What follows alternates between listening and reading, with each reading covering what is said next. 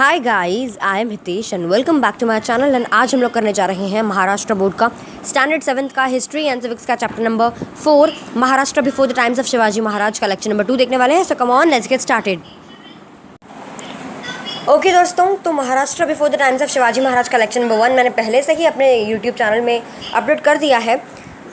इसमें हम लोगों ने गाँव के बारे में पढ़ा था कि वो टाइम पे महाराष्ट्र में किस तरह गांव का सिस्टम था, विलेज, कस्बा, परगना, ये सब होता था।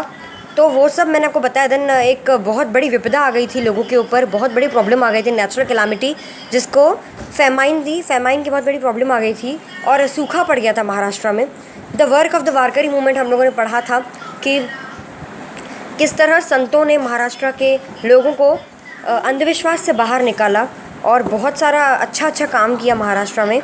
ओके, और पंढरपुर के बारे में हम लोगों ने पढ़ा कि जो कि बहुत ही ज़्यादा डाइवर्स सिटी हुआ करता था। मतलब वहाँ पर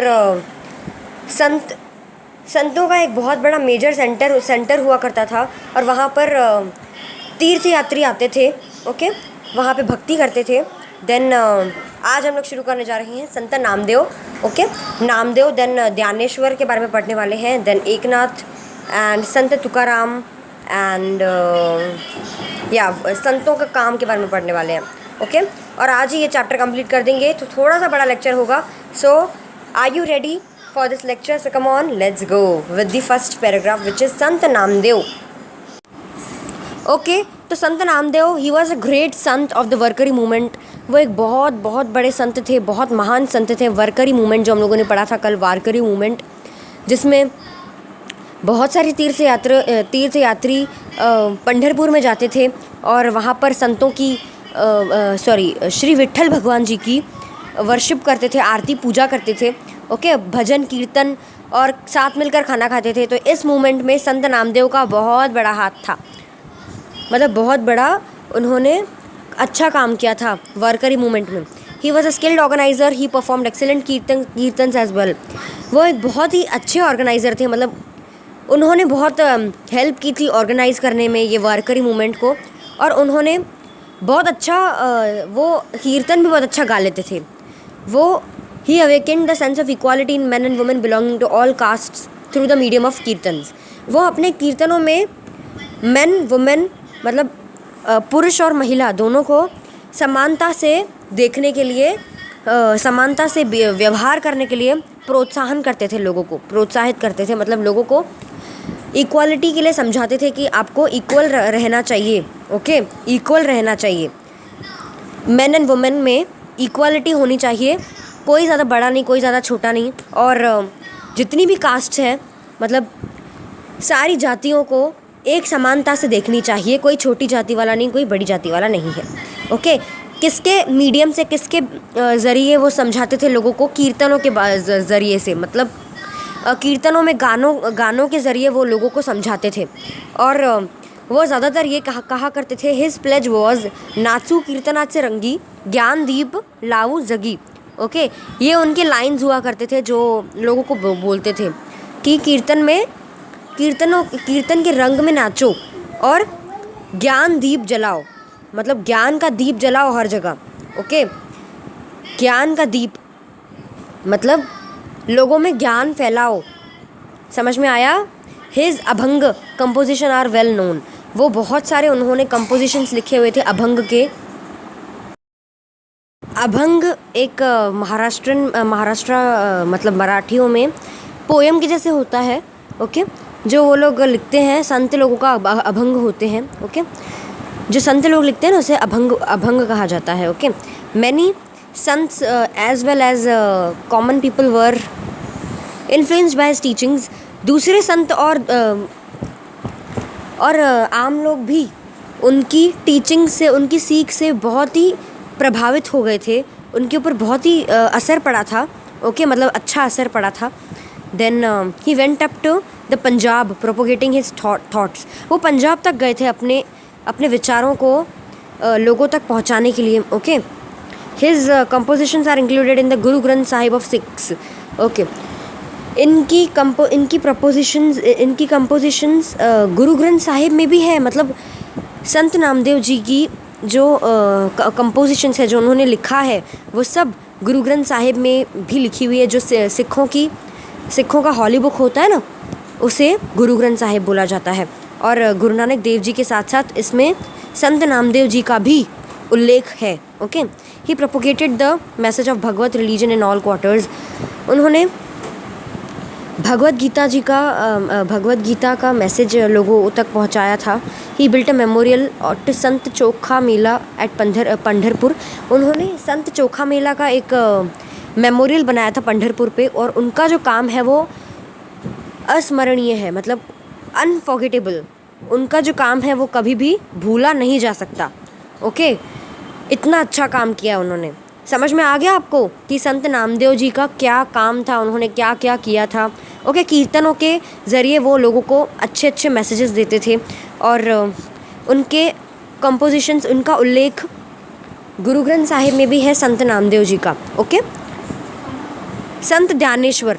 नाउ संत ज्ञानेश्वर वो भी एक बहुत ही महान संत थे वारकरी मूवमेंट में। उन्होंने भवरथा दीपिका या Dnyaneshwari which elucidates the meaning of Sanskrit Bhagavad Gita. उन्होंने भवरथा दीपिका या ज्ञानेश्वरी, ये दोनों ही सेम है, वर्ड का मतलब सेम है, जो कि बताता है meaning of Sanskrit word Bhagavad Gita का मीनिंग बताता है।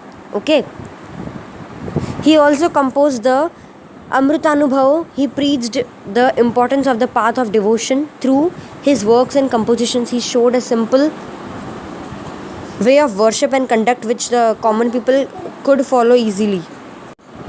ओके, तो उन्होंने अमृतानुभव लिखा है, मतलब एक शायद एक बुक है अमृतानुभव, उन्होंने लिखा है अमृतानुभव। ओके, बुक नहीं है शायद, वो एक उन्होंने अपने बारे में लिखा है Amritanubhav. He preached the importance of path of devotion through his works and compositions.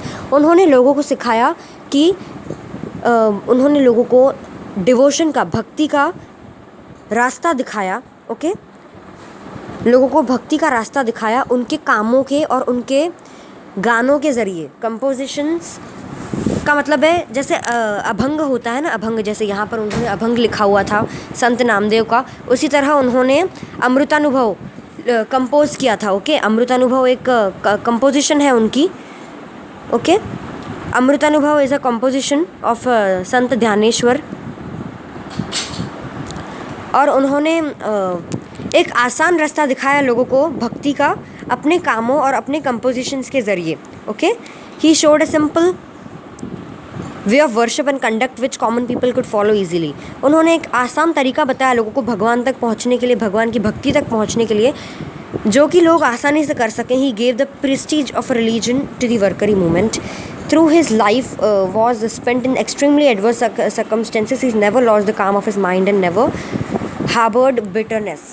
Okay, उनकी ज़िंदगी जो थी वो बहुत ज़्यादा एक्सट्रीमली एडवर्स सर्कमस्टेंसेस में थी, बहुत ही ज़्यादा एडवर्स सिचुएशंस थी उनकी लाइफ में, पर उन्होंने कभी भी अपने दिमाग को अशांत नहीं किया। उन्होंने हमेशा अपने आप को शांति से रखा और कभी भी अपने मन में कड़वाहट नहीं भरने दी। His Pasaydan and Dnyaneshwari uplift the mind. Okay, Pasaydan उनका एक कंपोजिशन है उन्होंने एक प्रार्थना जैसा लिखा था। ओके, जो कि इन ज्ञानेश्वरी अपलिफ्ट द माइंड, वो आपके दिमाग को शांति देती है। The poetic compositions of his brothers Sant Nivruttinath and Sant Sopan Dev and sister Muktabai are well known. उनके भाई और बहनों की भी जो कंपोजिशंस है, पोएटिक जो कविता जैसी कंपोजिशंस होती है, वो उनकी भाइयों जैसे संत Nivruttinath and Sant Sopan Dev. Okay, ये दो संत हैं जो उनके भाई थे, और एक उनकी बहन भी थी जिसका नाम है मुक्ताबाई। ओके, उनके भी कंपोजिशंस बहुत फेमस है। ओके, समझ में आया आपको संत ज्ञानेश्वर के बारे में? उन्होंने भवरथा दीपिका या ज्ञानेश्वर ही रोट, उन्होंने लिखा था भवरथा दीपिका, या उसको ये दोनों का सेम मतलब है, या ज्ञानेश्वरी, और लिखा है मतलब या तो। ओके, विच इल्यूसिडेट्स मतलब जो मीनिंग बताता है भगवत गीता का। ओके, भगवत गीता का मीनिंग बताता है क्या? भवरथा, दीपिका या तो फिर Dnyaneshwari. Okay, he also composed Amritanubhav. Oh once again. Okay, उन्होंने अपने बारे में बताया था अमृतानुभव। अनुभव मतलब एक्सपीरियंस। ओके, अमृता मतलब खुद का। ओके, अमृतानुभव, अमृत अनुभव, समझ में आया? उन्होंने लोगों को आसानी से भगवान की भक्ति तक पहुंचने का रास्ता बताया था। नेक्स्ट, वारकरी मूवमेंट में भी उन्होंने हेल्प की थी। ओके, और उनकी लाइफ बहुत ही ज़्यादा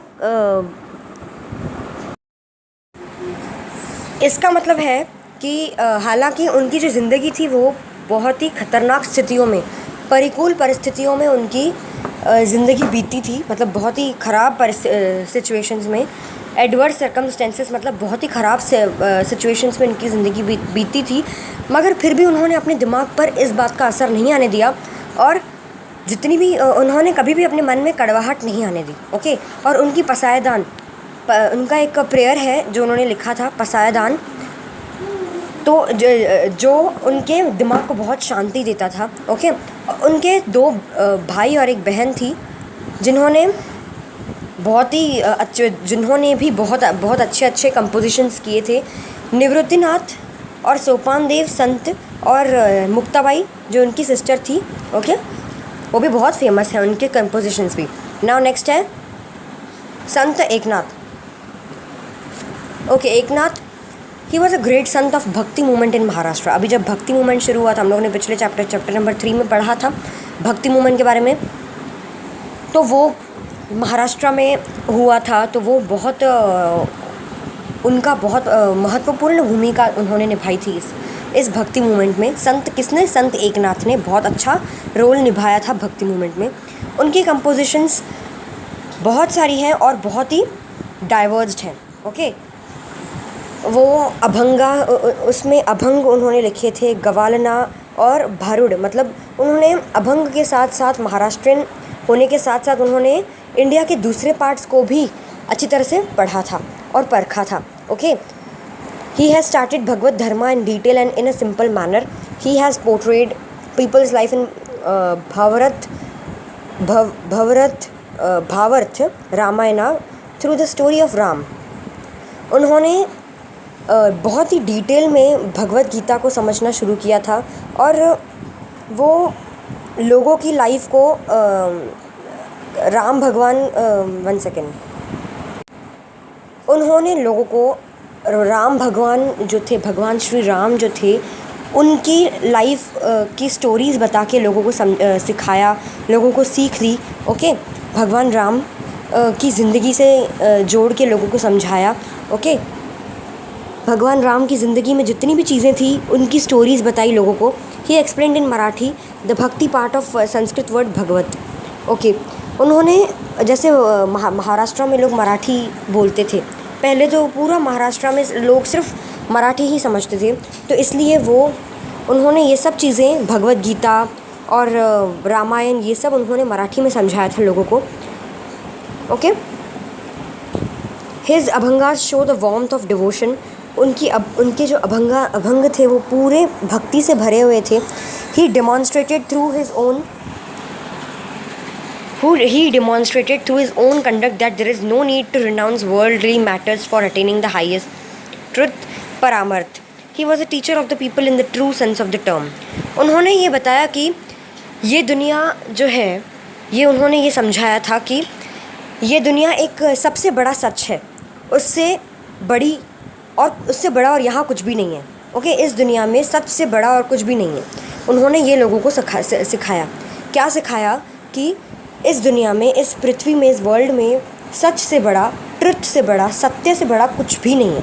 ओके, और परामर्थ, ओके, जिसका मतलब है हमेशा सच बोलना चाहिए। ही was a teacher of the people in the true sense of the term. वो एक बहुत ही अच्छे टीचर भी थे लोगों के लिए। Okay, he believe that our Marathi language was inferior to no other language. उन्होंने समझा कि मराठी लैंग्वेज जो है वो इससे बढ़िया और कुछ नहीं हो सकता संस्कृत को मराठी में समझाने के अलावा, इससे बढ़िया ऑप्शन उनको कुछ भी नहीं लगा। ओके, उन्होंने सारी चीज़ें, संस्कृत की चीज़ें, उन्होंने हिंदी की चीज़ें, उन्होंने लोगों को मराठी में समझाया ओके, क्योंकि महाराष्ट्र की लोकल लैंग्वेज इज़ मराठी। सो इसलिए उस समय में लोग ज़्यादातर हिंदी बोला ही नहीं करते थे, लोग सिर्फ मराठी बोला करते थे। तो इसलिए लोगों को संस्कृत और हिंदी नहीं समझ में आती थी मराठी के अलावा। तो संत एकनाथ जी ने लोगों को मराठी में संस्कृत और हिंदी वाली चीज़ें सिखाई। He asked the Sanskrit scholars forcefully, उन्होंने ज़बरदस्ती संस्कृत स्कॉलर्स को पूछा, संस्कृत वाणी देवे केली तरी प्राकृत काय चोरापासून झाली। He heavily criticized those who hated other religions. Okay, वो ये भी लोगों को समझाते थे कि आप अपने धर्म में रह के दूसरे धर्म के साथ ऐसा क्यों करते हो।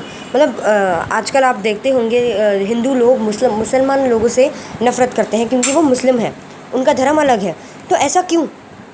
तो वो लोगों को बहुत ही ज़बरदस्ती से सिखाते थे कि ऐसा क्यों, ऐसा मत करो, वो भी इंसान ही है। ओके, तो वो he heavily criticize those who hated other religions. दूसरे रिलीजन्स, दूसरे धर्मों को जो इंसान नफ़रत करता था उनको वो बहुत पीछे पड़ के सिखाते थे। हैविली क्रिटिसाइज मतलब पीछे पड़ जाना कि ऐसा नहीं सोचो। ओके, संत तुकाराम, नेक्स्ट टॉपिक है Sant Tukaram. He belong to Dehu near Pune. वो देहू एक शहर है जो कि पुणे के बाजू में है, उससे बिलोंग करते थे, वहाँ के थे। हिज कंपोजिशंस और abhangas are very pleasing and lucid, reaching the greatest poetic Heights.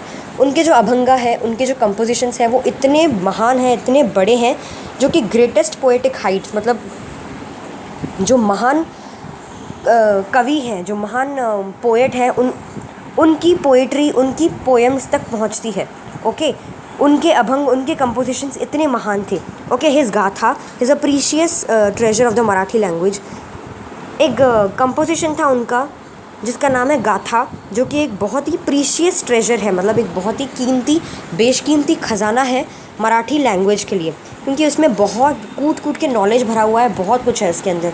He asks us to find God by showing love to the unhappy and the tormented in the following lines. जे का रंजले गांजले त्यांसी म्हणे जो आपुले तेची साधू ओळखावा देव तेथेची जाणावा।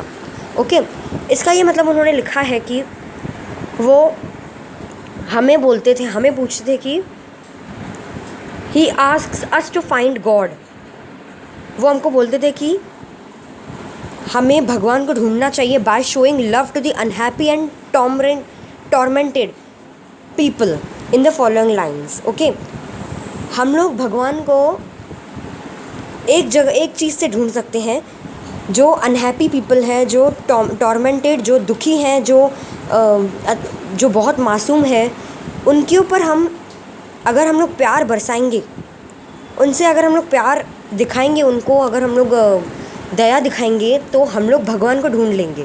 Okay, उनका ये कहना है। With this view point he threw in the river Indrayani the documents of the loans that people had borrowed from him and freed many poor families from the bonds of loan.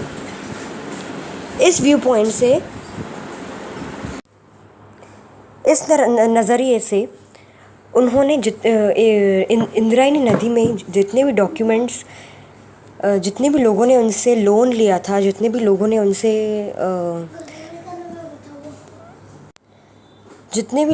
कर्जा लिया था, जितने भी लोगों ने उनसे कर्जा लिया था, वो जितने भी डॉक्यूमेंट्स उनके पास थे, उन्होंने वो इंद्रायणी नदी में फेंक दिए, क्योंकि वो लोगों की मदद करना चाहते थे। He criticize the hypocrisy and superstition in the society in very strong terms. He stress that devotion bhakti should be coupled with morality.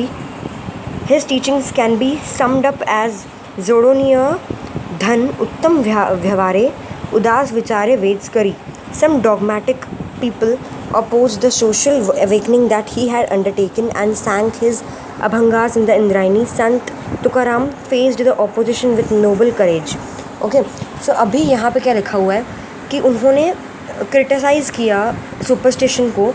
Society में बहुत लंबे समय से सुपरस्टिशन मतलब अंधविश्वास बहुत समय से चल रहा था सोसाइटी में, इसलिए उन्होंने भक्ति मूवमेंट को स्ट्रेस किया, फैलाया आगे। ओके, मोरालिटी के साथ। उनका ये मानना था कि भक्ति जो होती है वो अगर दिल से की जाए तो अच्छा है। ओके, और his teachings can be summed up as, ये मराठी में कुछ लिखा हुआ है, I can understand because it's in old Marathi, ये ओल्ड मराठी में लिखा हुआ है। So okay, some dogmatic people oppose the social awakening that he had undertaken.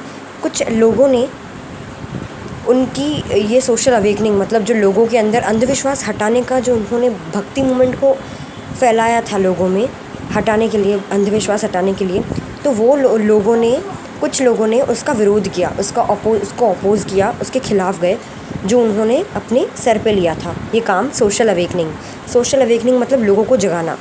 और ये चीज़ जो वो लोगों को जगा रहे थे वो कुछ लोगों को समझ में नहीं आई, इसलिए लोग उनके विरुद्ध गए, लोग उनके अपोज़ चले गए, और उनके जितने भी अभंग थे वो इंद्रायणी नदी में उन्होंने डुबा दिए। संत तुकाराम जी को बहुत बड़ा प्रॉब्लम फेस करना पड़ रहा था। संत Tukaram disciples and associates were of different caste and creeds.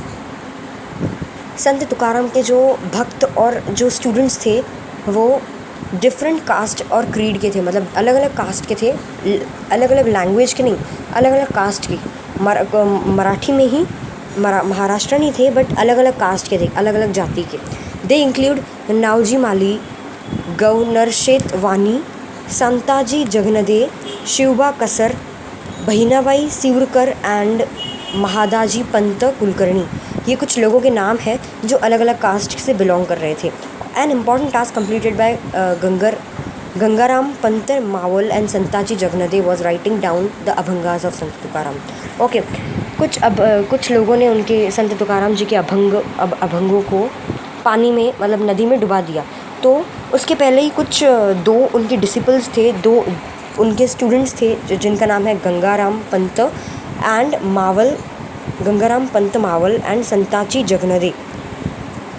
उन्होंने, इन दो लोगों ने संत तुकाराम के जितने भी अभंग थे उनको लिख लिया था अपने बुक में, ताकि आगे काम आ सके।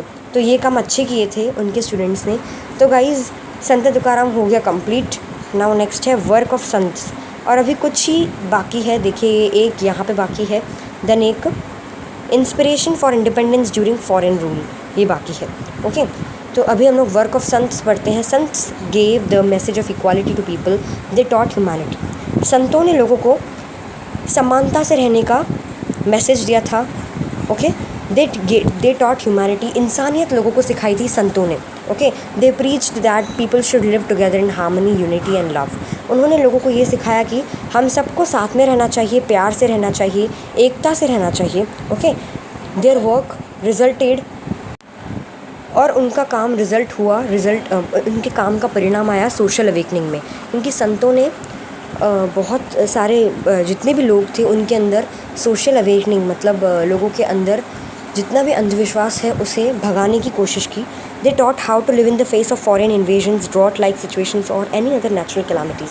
उन्होंने लोगों को सिखाया कि हमें जब बाहरी अटैक होता है, बाहरी इन्वेजन मतलब लूटमारी होती है, बाहर से कोई दूसरे किसी देश से कोई आके हमारे ऊपर राज करने की कोशिश करता है, तो उसके साथ किस तरह रहना चाहिए, और ड्रॉट लाइक मतलब सूखा पड़ जाने के समय किस तरह हमें उसे फेस करना चाहिए, और एनी अदर नेचुरल कैलामिटीज़ मतलब भूकंप आए या बाढ़ आ जाए या कुछ और अगर नेचुरल कैलामिटीज़ कुछ बड़ी विपदा आ जाती है तो हमें किस तरह रहना चाहिए, वो हमें सिखाते थे।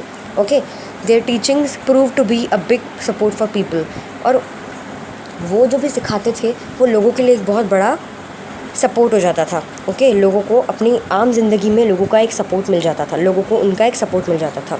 Their work created self confidence among the people of Maharashtra. Okay, जो भी संत काम करते थे, कुछ भी सिखाते थे, तो वो जो लोग सुनते थे, सीखते थे, उनके अंदर आत्मविश्वास आ जाता था, खुद के ऊपर विश्वास आ जाता था। ओके, और लोगों को बहुत अच्छा लगता था, धीरे धीरे समाज सुधर रहा था। There was a deterioration of ethics and religion in the society. At such a time, the sons came forward to protect the society. Okay, उस समय हिंदू मुस्लिम इन सब का बहुत दंगे होते थे, लोगों में झगड़े होते थे, लड़ाइयाँ होती थी। उन सब के बीच संतों ने हमें यूँ समझो कि सोसाइटी को, समाज को बचाया है। ओके, आगे आकर लोगों को सिखाया है और लोगों को बचाया है। उन्होंने लोगों को धर्म का सत्य सिखाया है। उन्होंने लोगों को धर्म का सत्य सिखाया। They showed the path of devotion by living amongst the people and sharing their joys and sorrows. उन्होंने लोगों को ये भी सिखाया कि हमें साथ में रह के एक दूसरे के साथ अपना सुख दुख बांटना चाहिए। Some orthodox and dogmatic people oppose them. कुछ जो सिरफिरे लोग थे जिनको ये सब बिल्कुल समझ में नहीं आया, उन्होंने इन सारी चीज़ों का विरोध किया। But saints believe that facing the opposition was a part of their duty. और संतों ने ये समझा कि इस विरोध का सामना करना उनके लिए एक बहुत बड़ा काम है और उनका एक ड्यूटी है, उनका ये धर्म है ये करना। Okay, Sant Tukaram has explain the mark of a true Sant in these words. संत तुकाराम ने एक सच्चे संत होने का दावा किया है इन सब शब्दों में। तुका मढ़े तोची संत सोशी जगत से आघात। ओके, इसका मतलब तो मुझे नहीं समझा बिकॉज़ ये हार्ड मराठी में लिखा हुआ है। ओके, अगर आपको मालूम हो तो प्लीज़ कमेंट सेक्शन में बता दीजिएगा। The sants elucidated the complex dharma of the scholars, shastris and pandits in the language of the people. They prayed to God using simple everyday terms. Okay, the संतों ने स्कॉलर्स मतलब धर्मों के, हिंदू धर्म के जो स्कॉलर्स होते हैं जिन्हें शास्त्री और पंडित कहा जाता है। ओके, बहुत सारे लोग ये समझ लेते हैं कि पंडित और संत एक ही है, बट ऐसा नहीं है। संत समाज को सुधारने में हेल्प करते हैं और पंडित जो है वो मंदिर, विवाह, इन सब चीज़ों में क्रियाक्रम करते हैं। ओके, तो इन दोनों में बहुत बड़ा अंतर है, बहुत बड़ा डिफरेंस है। तो संतों ने जो धर्म के स्कॉलर्स हैं, मतलब हिंदू धर्मों में स्कॉलर्स को माना जाता है शास्त्री और पंडित। ओके, तो उन्हें भी आम लोगों की भाषा में उनको सिखाया। ओके, कि उनको भी मतलब स्कॉलर्स को भी सीख दी कि they prayed to God using simple everyday terms. क्योंकि शास्त्री और पंडित लोग बहुत स्कॉलर हुआ करते थे और उनको संस्कृत बहुत अच्छी तरह से आती थी और दूसरी तरफ संस्कृत आम लोगों को नहीं आया करती थी। तो इसलिए संतों ने शास्त्रियों और पंडितों को सिखाया कि आपको लोगों को समझाना चाहिए कि भगवान को आसान भाषा में किस तरह प्रे करनी है। Okay, they took the view that all are equal before God. उन्होंने ये भी समझाया कि भगवान के लिए सब समान है, कोई भगवान के लिए ना बड़ा है ना कोई छोटा है। They taught society to do away with the pride arising out of caste and varna and see everyone as God's children। और उन्होंने शास्त्रियों और पंडितों को ये भी बोला कि आप लोगों को ये समझाइए कि भगवान के लिए कोई भी ऊंचा नीचा कुछ नहीं है, सब कास्ट इक्वल है और सभी भगवान के ही बच्चे हैं।